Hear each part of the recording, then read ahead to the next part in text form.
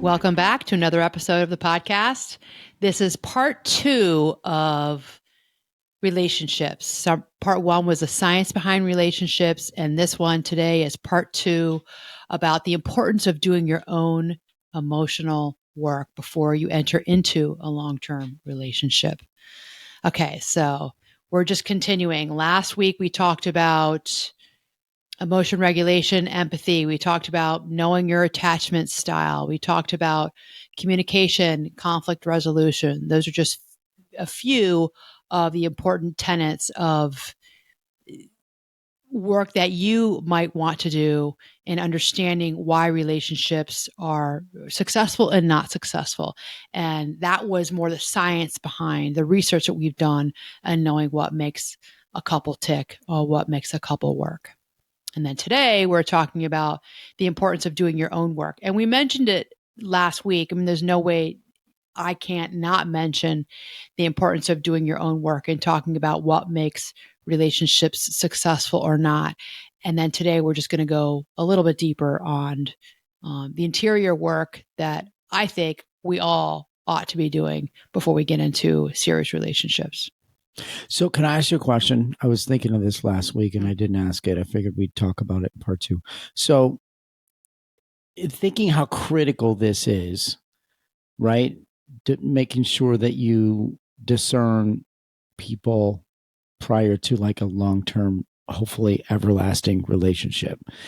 Why is it not talked about, like whether it's in high school or it's in college at like Psych 101? Like why isn't there a part of that really gets into like relationships and communication and makes you think as a younger person, like, okay, let me just plant the seed for this younger person. Like those are things that are going to come up time and time and time again for the rest of your life. Why don't we get people thinking about that when they're 18, 19, 20, 21? I mean, I think there are, I don't know about high school. I mean, maybe in your senior year, you can take an elective and it might be like a communication 101. Yeah. You know, I think that in college, well, I know that in college, that's not going to be what's talked about. In my psychology courses, you know, that was not, they're teaching you the basics of what you need to understand about psychology. You know, they are normal human behavior. But should it be there? Should it be? Yeah, social work did a lot more of this, but I really think undergrad social work. But I think that what you're really talking about is people needing mentoring and if they didn't have it with a parent or an older sibling or an aunt or uncle, maybe it would be with a coach or a teacher or somebody through their church, Boys and Girls Club. I mean, what you're talking about mentoring, teaching the generations below us how to communicate and communicate well. Right. And why? Like, why is it so important? Right. And why, you know, I don't think, so we don't talk about attachment to adolescents, but maybe you bring up a good point. Maybe it's something we ought to be talking to adolescents, teenagers about their attachment style. I actually have not thought about that before. Maybe that's not a bad idea for us to understand, you know, where we come from, why we are the way we are. And I mean, from a psychological, emotional perspective. Yeah. Yeah. I mean, don't know. I was just curious. My teenage clients in therapy, they do that work with me, but they're coming to me for psychotherapy because there's an air quote problem in their life, because they're dealing with, you know, a depression, a mood disorder, some sort of mood disorder, bipolar, major depressive disorder, an anxiety disorder, or, you know, major anxiety issues, an eating disorder. And the wonderful thing that does come out of psychotherapy with teenagers is they do get to do this work. So in some ways their EQ is higher, I think, by the time they go to college or the time they're out of college, because they've spent time in their office with me or with another therapist doing this work that they probably would never have done if they hadn't had these air quote issues in their lives. Right. Right. I mean, I said it, I think, but here on the podcast, and I know I've said it on other people's podcasts, is I have clients that, you know, were with me through the high school, college years, and then they would drop off because life gets so much better. And then maybe they come back to me years later for a check-in. And I cannot tell you the times I've said to me, I wouldn't have traded that crises or that difficult time of my life for anything, because It's because of that that I grew. It's because of that that I am the person I am today. It's because of that, that depression that I went through, that I really was able to look inside myself. And I grew up. I found out more about who I am. I found what worked for me. I developed all these coping skills, in my work with you, Anna, or another therapist. Um, and they work well for me now. And I've even evolved them even more today. But it goes back to when I was 15 years old or 17 years old. It's cool. It's really cool to see. Yeah. I wish I had had a therapist when I was in high school. I wish that I had done that work, because I didn't do that work for years. I mean, I didn't do that work until I was in my late 20s. And here I was a therapist. Yeah. And I myself hadn't really been in any kind of psychotherapy because I thought my life was all honky dory and fine. And there are no issues until my issues came slamming down on me. And I was bereft and not ill equipped to deal with them. Yeah. As I've talked about before on the podcast about my own, my marriage falling apart. Okay. But so just to continue with that. So, but I mean, we look at certain things and we're all about preventative care, right? Yeah. Like that's an aspect of health and potentially fitness and nutrition and all of those things. It's like, but for your mental well-being, for the rest of your life, if we could be more preventative. We're talking about it more and more. I mean, I do think we're talking about mental health and emotional health more and more. You think it's going that direction? I do think, absolutely. I think we were doing it before COVID, but I really think since 2020, we've really been talking about mental health from a micro perspective. I think families and communities are much more dialed in and tuned into mental health of their communities, to the macro level, where large corporations, organizations are very focused on mental health of their employees. That's fair. That's true. I think right. No, you're right. That's true. That's true. I mean, there's a lot more of a wide berth given for people who struggle with mental health issues. People are able to talk about it more now openly. The shame is not there. There isn't the stigma that there used to be. I don't think it's gone, but it's not what it used to be. Yeah. So I think that we have come a long way. Yeah. What was it is it the NFL? Who has it? It's like mental health preventative month or whatever. Like there's some. It might be. I don't know. Maybe it's a WNBA. I don't know if there's some big league that's like they focus on that for like, which is wonderful, which is outstanding. Because it allows for people who have mental health issues to feel that I'm not alone. Right. That this is accepted. This is societally accepted to be able to talk about mental health issues, and then I can get help for it. Right. Right. Yeah. Okay. So back to this episode about the importance of doing your own work. So I will go over what I think is important before you really delve deep into an intimate relationship with someone, or maybe you're in one right now. You can do this work now. Okay. So you can, obviously you're in a relationship. It's not too late to do all of this work. All right. So a little bit of a repeat of last week's, but it does bear repeating it. I don't think you can say this enough. So number one, I think that, doing your own emotional work, understand your emotions, look at yourself, go inside and look at yourself. And this goes into emotional intelligence. So look at your level of emotional intelligence. What is your EQ level? So we talk about regular intelligence. Today, I think it's more important. I think companies are realizing and recognizing this, that your EQ is just as important as your IQ. Okay. So, understand your emotions and how to manage them. How do I manage my emotions? Do I get angry? Do I get frustrated? Do I shut down? Do I lash out? Do I go into passive aggressive mode, which is like kind of underhanded, like kind of sticking the knife in someone's back and twisting it slowly? Man, is that something that I do? Is that something that I saw? Was it done to me? They say hurt people hurt people. There's a lot of truth to that. I mean, if we haven't dealt with a hurt that's been done to us, we can turn around easily and hurt other people. So that's why this is so important. So, look at your level of emotional intelligence. And okay, so that's that. I could go on and on about all these, but I'm going to try to let me just say one thing with that one. So, I'm thinking from the corporate world. So we try and vet people to fit the culture that we want in our place of business. And sometimes you can, sometimes you can't. Sometimes there's not enough time in the interview process to really drill down and figure out and see and try and find what you want to see from this person and how they are. Right. So then it could let's say you hire this person and then all of a sudden there's some things that start to kind of show themselves.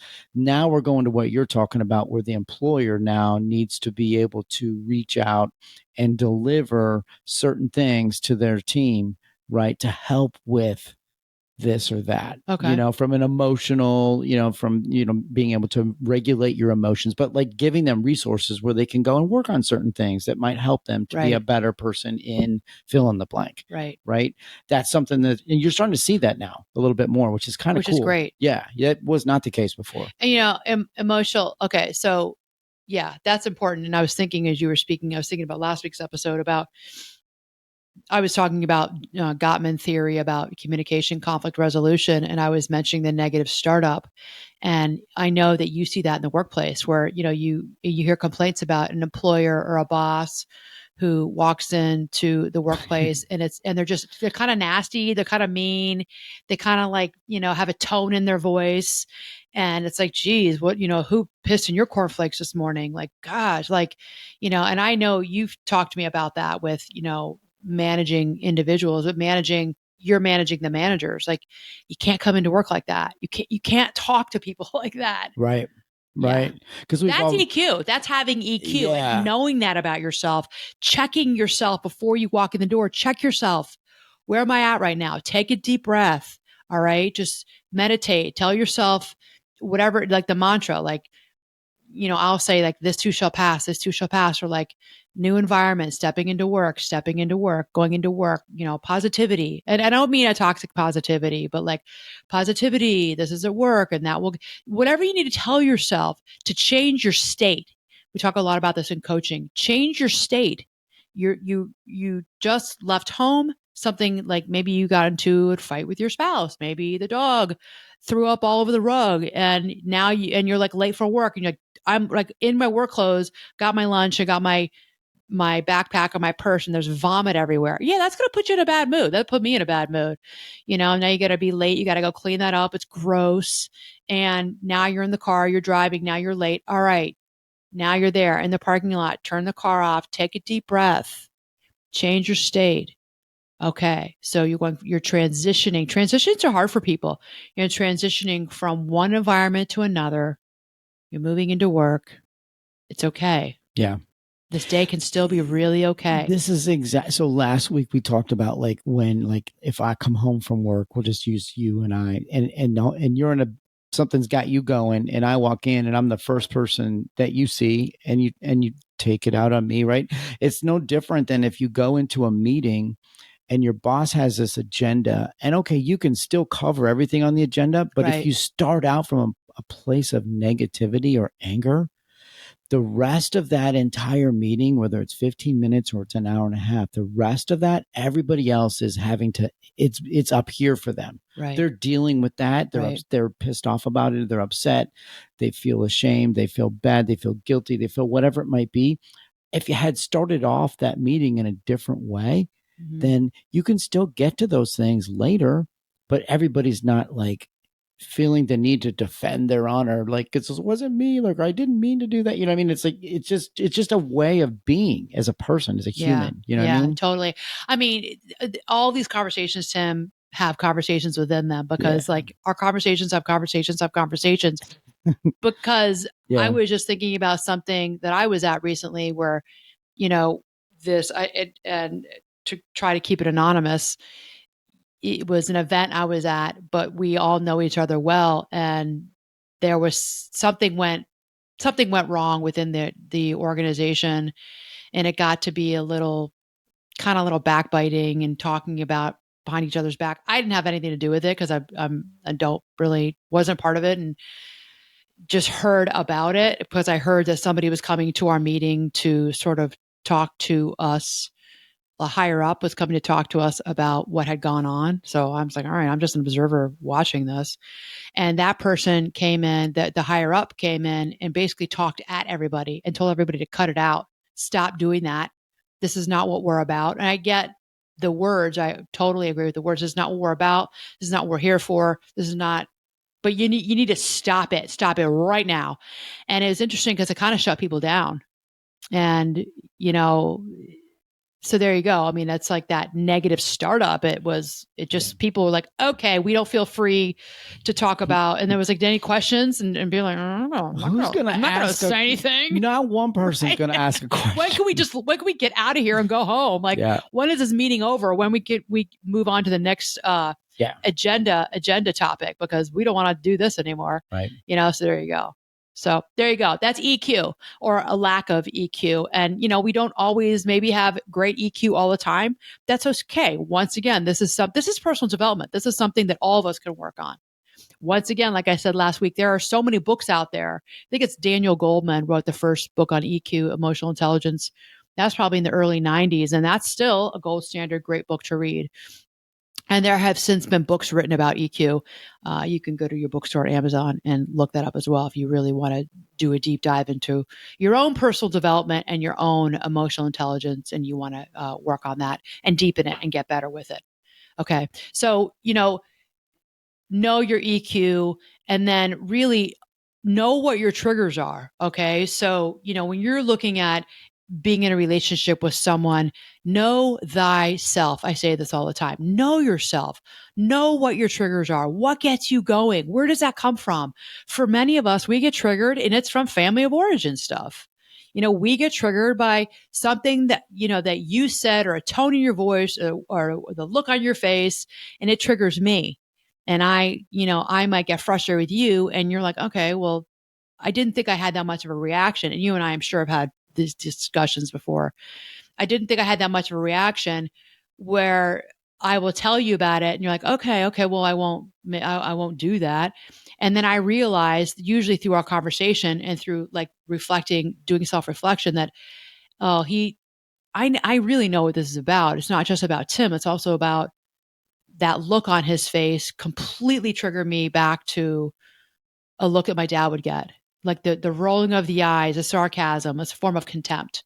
And my dad didn't do this. I'm just using this as an example. He did do certain things, but this is not what my dad did. But like rolling of the eyes or sarcastic tone in the voice. Sarcasm actually is a trigger for me, because I know sarcasm connotates, is that the right word? Connotates hostility. So sarcasm is an air quote safe way for people to say things to another person or make a comment. And it's a form of hostility. The only time sarcasm is ever really acceptable or okay is if you're making a comment about an object. Like I've used the example of, oh, great, you're at work. It's like, oh, great, the copy machine's working today. Woohoo! It's finally working. Okay.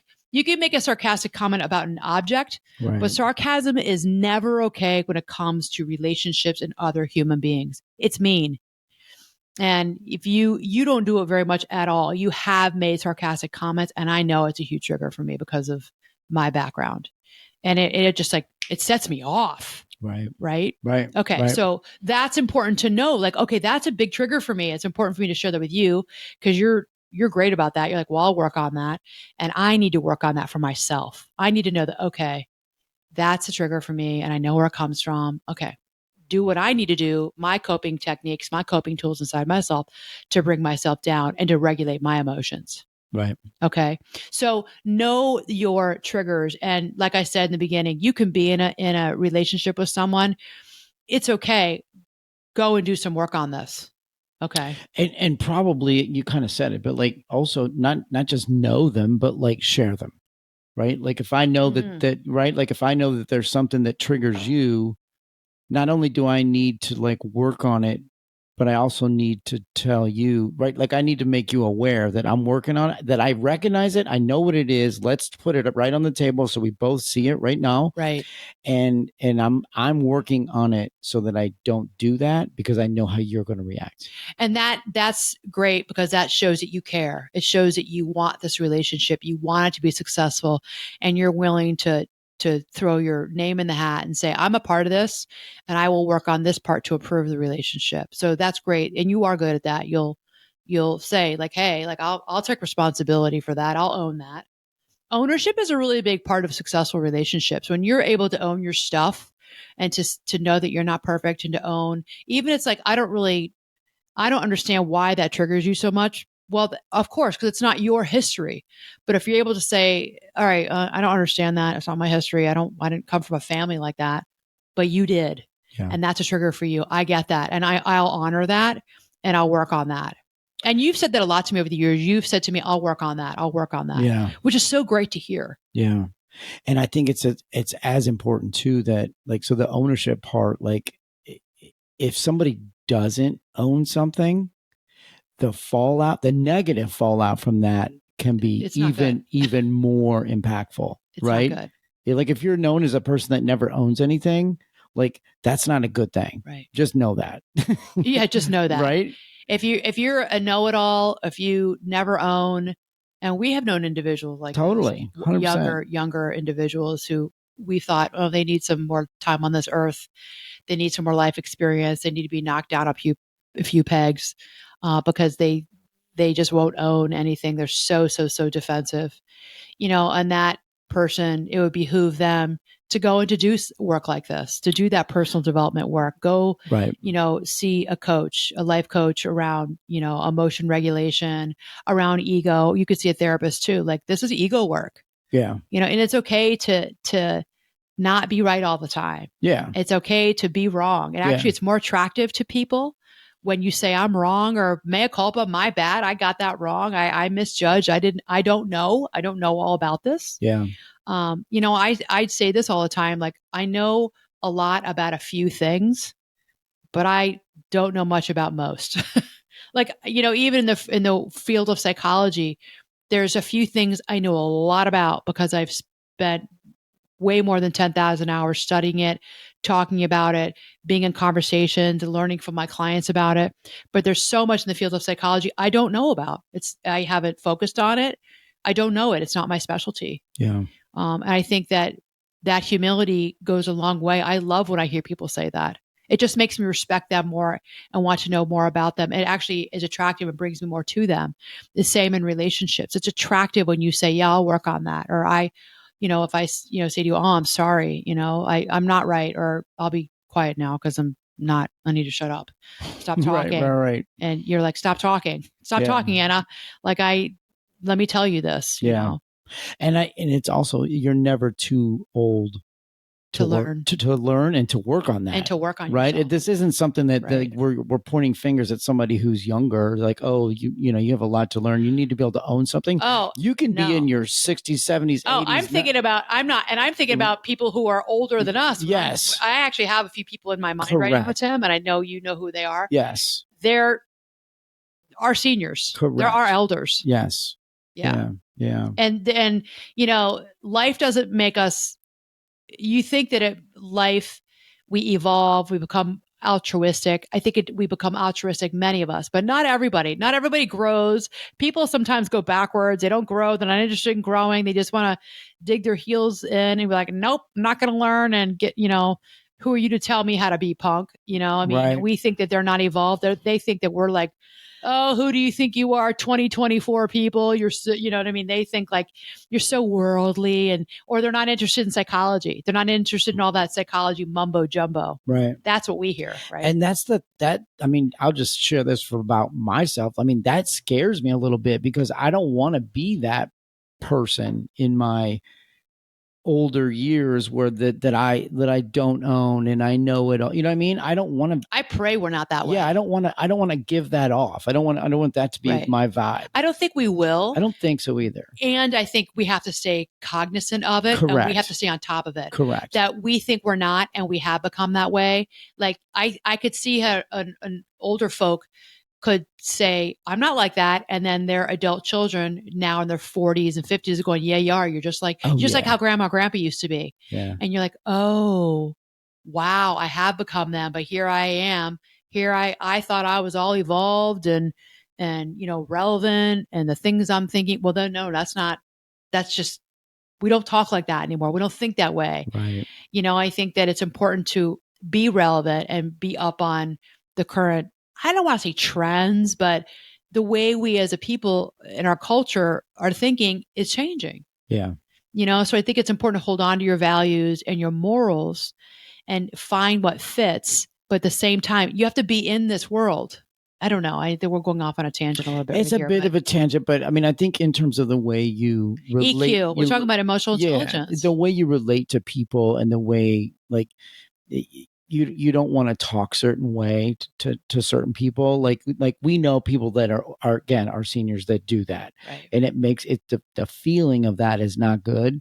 And I think that for me, I know anyways, that scares me. I don't want that to be me. Yeah. Down the road. So I fight that all the time. I don't think it will be way. you. I really don't think it'll be you because you have been so affected by it in a negative way. I think you're just different. And I already think you're different. Yeah. I don't think you will be that way. Okay.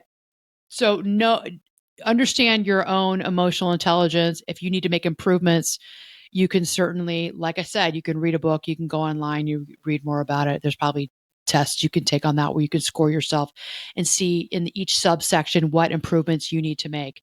Know your emotional triggers, know what triggers you. And this is something that you may need to spend some time on. If you don't know what triggers you, do that homework. Okay. So, and learn how to develop healthy emotional responses to your triggers.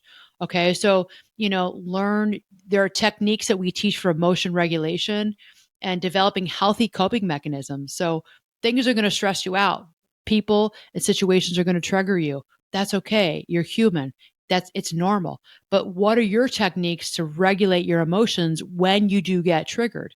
What are your techniques to manage how you feel and to cope when your partner, your potential future life partner, you keep hitting up on the same issue? How are you dealing with it? How are you dealing with it as a couple? Okay. But you first have to know how you tick and have done or are doing your own work before I think you can do that with another person. You can do it simultaneously. I think the importance is you just start doing the work. Okay. I think that at the same time, this is a really good time to bring in the importance of, being mindful of yourself, being mindful of how you show up in the world, being mindful of what you look like. If you can take a minute to step outside yourself, I know that this can be hard to do, but having an observing ego is what we call it. Having an observing ego about yourself. How do I show up? How do I look? How do I come across? What was the tone in my voice? What's my body language? What am I feeling on the inside when we get into these conversations that turn into debates and arguments?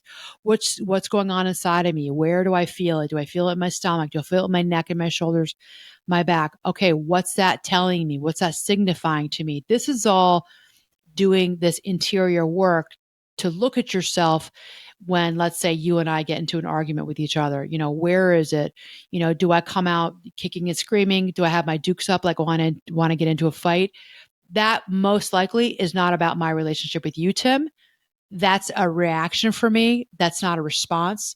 And that reaction most times is going back to my past and something in my past that you're triggering me on. Well, I'm getting triggered and I got to work on it from the past because I want to like fight you.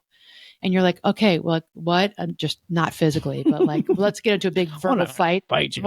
Let's get into a verbal fight. Yeah. And you're like, settle. Like, come on. Why are you acting like that? That's my stuff with my past. Yeah. Okay. So that's really important to know.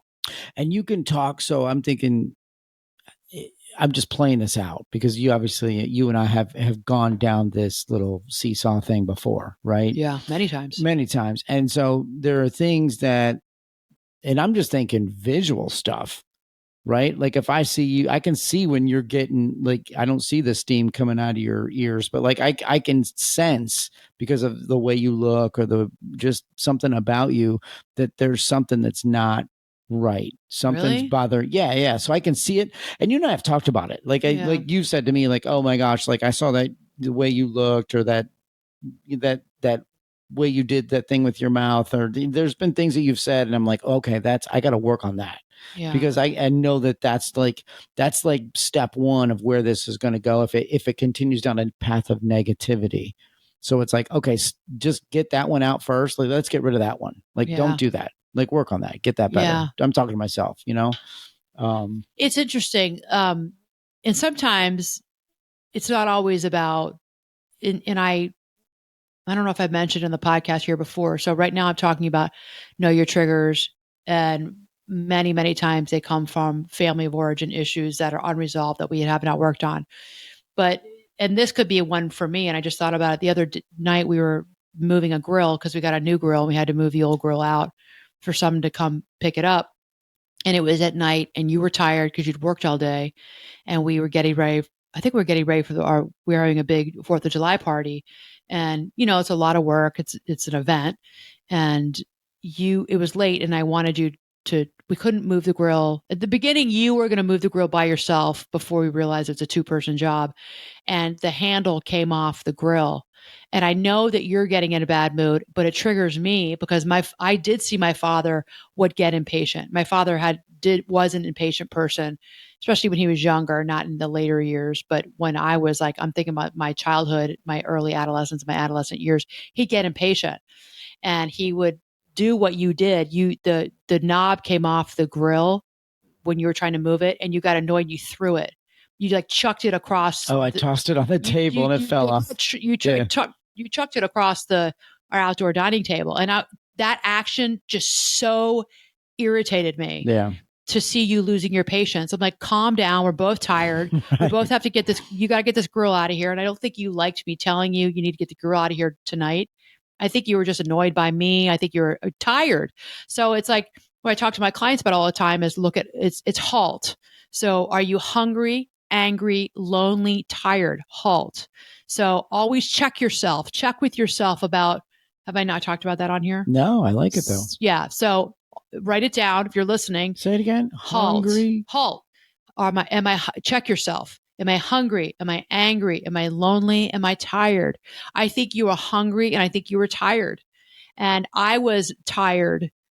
I was just tired. But any of those 4 is enough for you to stop what you're doing and do what you need to do to take care of yourself. That's your self-care. And this is what I was mentioning about before we get out of this piece was, being mindful of yourself, be mindful of your triggers, and then throwing yourself compassion, being compassionate. Am I hungry, angry, lonely, tired? Stop, take care of yourself, and have self-compassion. It's not to rip on yourself. It's not to be mean to yourself, but it's just to have compassion that, okay, I'm human and I'm tired right now. It's been a long day and I'm hungry. I need to eat dinner. And so when you chucked the knob off the table, I found myself immediately getting annoyed with you. And I told you, I said, cut it out. I said something like, cut it out right now. I was mad. I know. I said something like, cut it out. I said, calm yourself down or settle down or something. Right. I don't know. I said something like, check yourself or something. I don't remember. I said something. You said like something 100%. You were getting mad and I was then going to start to get mad at you. And it was going to, we want to start yelling at each other, but I just didn't want to deal with your like annoyed mood because you can get in these really annoyed moods. And then I'm going to get into an annoyed mood, or what'll happen is we would just go away from each other because we need to take a break from each other. Sometimes we just need a break.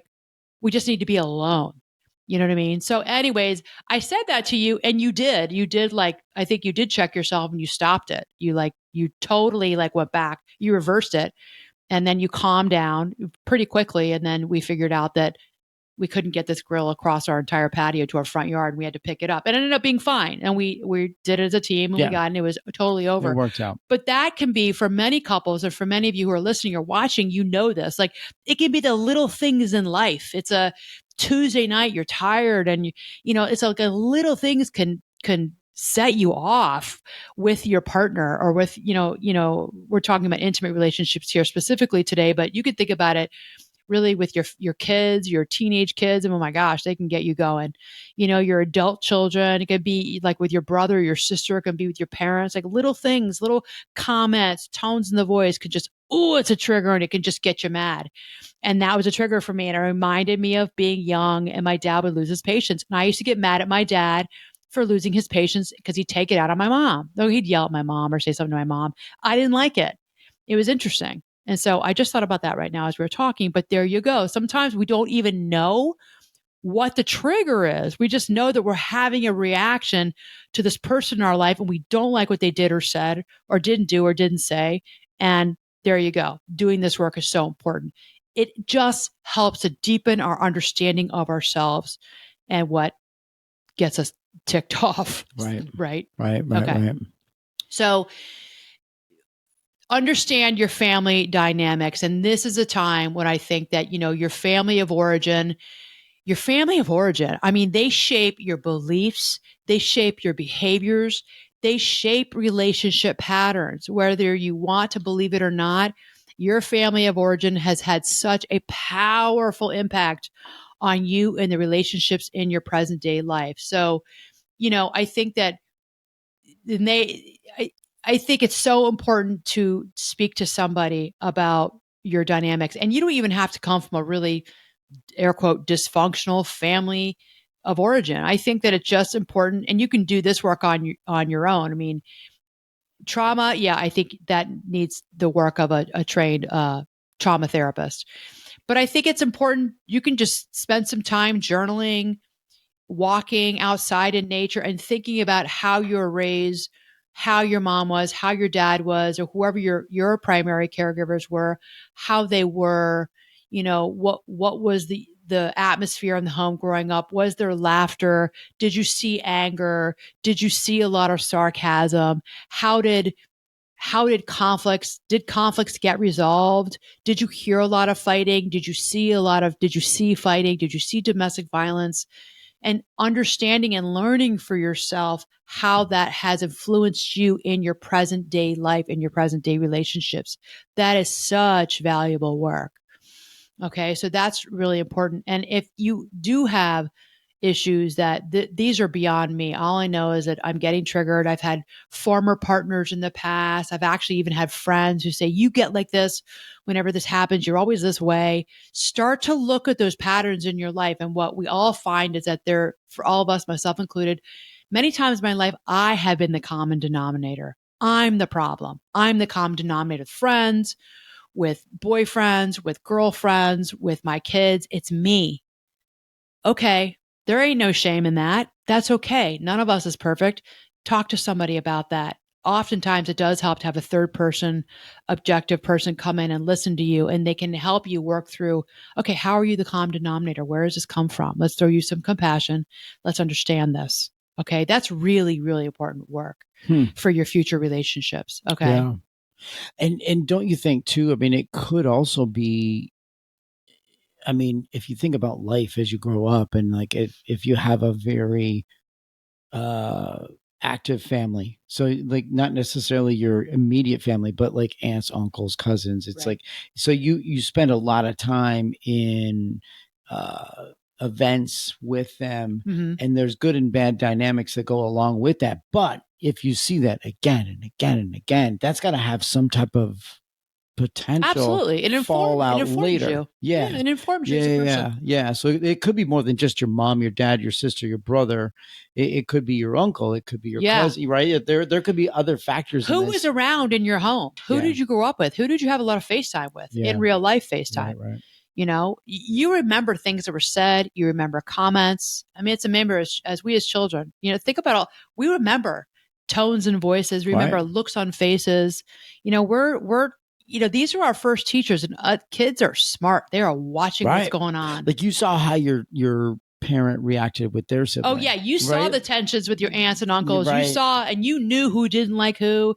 You knew who was going to come over and make a scene. Like we knew it, right? We knew it. We knew that they were going to always fight about politics. I don't understand what they're talking about, but they're always talking about something. I know the name of the president. They keep saying the name of the president. Like you knew those things, and you picked up on the energy, the emotional energy in the home or at the park, wherever you were, right? Yeah, that informs us absolutely as people. So all of this to say, it's important to really understand your family of origin, because you can start to break those negative patterns, but you need to see the negative patterns. Then you can move into, how do I break those patterns? That you might need the help of a therapist with. Okay. Right. And sometimes a life coach can do it too. A mental health life coach can do it. How do I break those patterns? I want to move out of that. I don't want to do that again. I don't want to do that with my partner right now. I don't want to go into this relationship, this commitment with these old patterns that are playing out in my life. Okay. But sometimes it can be really hard to see it within yourself because you are subjective. It can be really hard to be the observer of your life. That's why we talked about blind spot work on here. That's why it's so important to have trusted people in your life who can talk to you about your blind spots. Yeah, you do that. And I noticed in all the relationships that you've been in over the years, you show up this way in these relationships. And yeah, it's, you definitely get into these codependency. I see this codependency in you, or your personality changes when there's a new man in your life or a new woman in your life. I mean, sometimes you can see it for yourself, sometimes you can't, and that does take the help of trusted people in your life who can talk to you about patterns that you are repeating. So get that knowledge, and then you can learn with the help of a professional to break those patterns. Okay, and that's going to help you build these newer, healthier relationships. So now you're on the trajectory of you're doing it different. You're doing it different than from the way mom and dad did it, or grandma and grandpa did it. You're changing the generational patterns of behaving and thinking. You're going to be the generational breaker, which is wonderful. Yeah. Okay. And it won't be, it's not like we're suggesting that you're changing it to a perfect way, because there'll still be things that we will fail at. Absolutely. And our kids are then going to be given the task of trying to change it again. Right. Yeah. Like there was that one thing or those two things or whatever it was that like we saw our parents do. And like, okay, we loved everything, but there's a couple of things, we're not going to do those things. Right. Right. Yeah. I think, I had this client, and she was generations of addiction in her family. And I remember her saying to me when she had her first kid, she said, I'm here with you because I'm breaking this pattern, this generational almost curse of addiction, and I'm doing it different. And, she was not abusing alcohol or drugs. But she was wanting to do the psychological, the interior work so that she didn't carry on the patterns, because she had patterns and ways of behaving. Her personality was changed by growing up with addiction all around her. And she was in therapy to learn to do it different, because now with her children, she didn't want there's a term called you're a dry drunk. So it's for people who actually, and it comes from really the world of alcohol addiction. So an alcoholic can get sober, they can get dry. So they're a sober living a sober life where they're no longer engaging the behavior of drinking alcohol. But there are people who will do that, but they don't do the psychological work. So we call them a dry drunk, because they still have the psychology of an addict. And that's a deep dive. That's a conversation for another time. But that's what this individual is saying to me, is that, well, I don't drink. I have never been a drinker, but I see that I have taken on the personality characteristics of the addicts around me, because it's all I know and I need to learn differently. So that's doing some really good soul work on changing the trajectory of the next generation. She said, I'm having the next generation. I'm going to change it. I'm going to do better. I thought, wow, that's amazing. Yeah. That she's with me doing this work, and just a round of applause to her. Right. And anybody who's trying to be a curse breaker, a change maker in their generation, more power to you. I think it's just wonderful, wonderful to do that. Right. Okay. So this is somebody who's wanting to improve her emotional intelligence, improve her relationships in her life so that she doesn't continue to do this with the next generation. So this is all about personal growth and self-improvement. So if you want to have a better relationship in today with your paramour, with your lover, with your spouse, and you're thinking about, I want to make a commitment, I'm going to get married, do this work. Okay. It's so, so important. I really think that all couples should be in therapy before they tie the knot, before they say I do, before they make that vow, whether that be something that's legal and contractual, or something you just are living with someone and you're deciding we're committing to one another. I think that this is such important work to do. You get the benefits of improving the relationship that you're in as a couple, but you also get the benefits of improving yourself. So, if you're listening to this podcast, obviously you have an interest in personal development and self-improvement. Continue to listen to podcasts like this, continue to get that education and get that knowledge, and remain curious about how you can continue to grow as an individual. Okay. So it's one step forward, two steps back. No one is perfect, but this is, important if you want to find a sense of peace and contentment in your life. Okay, within yourself first, and then with your life partner, if you so choose to be with a life partner. Okay, so just really take time out to prioritize your emotional health and your personal growth. All right. It's good stuff. Yeah. So, as a recap, emotional intelligence, so important. Emotion regulation, learn how to regulate your emotions, learn how to regulate them for yourself and in your relationships. If you can regulate emotions and you can work on communication, I would say you're almost halfway there and to have a successful relationship. It's a great start.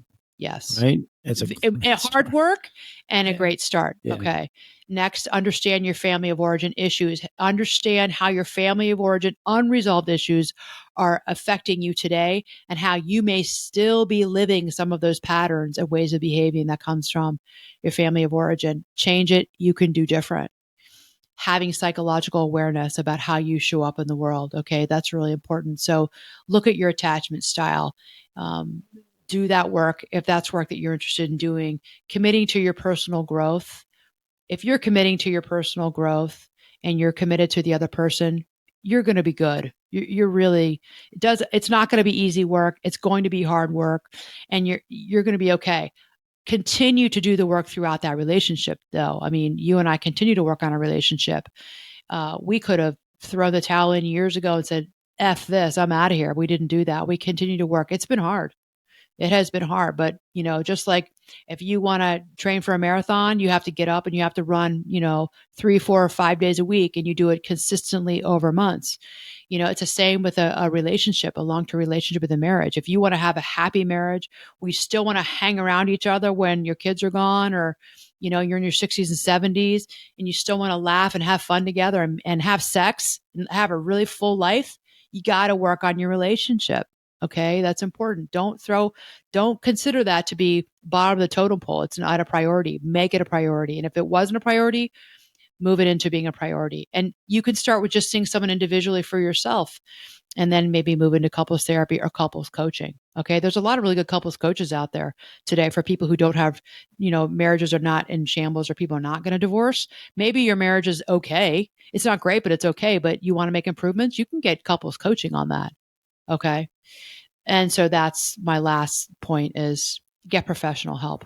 Okay. You can read books. I mentioned in last week's episode, John Gottman and Nan Silver's book, The 7 Principles for Making Marriage Work, was written in 1999. It's a New York Times bestselling book. It's still the gold standard for understanding relationships. Go and do that work on your own. Read the book attached, and then get professional help. You can always improve, and there are always people out there who will be there to help you along the way in the journey of life of, doing that work before you move into a serious relationship. I like it. All right. Okay, everyone. Please, as always, subscribe to the podcast, rate it 5 stars, give us a review. It makes all the difference in the world in keeping this podcast going. Okay. So mad love to all of you. And please don't hesitate to reach out. If you want me to talk about something, Tim and I to discuss something that's in your life that you have not heard, you want more information about, please email me hello@annamarcolin.com, and I'd be happy to bring it up in the podcast and talk about it. Okay. Mad love, everyone.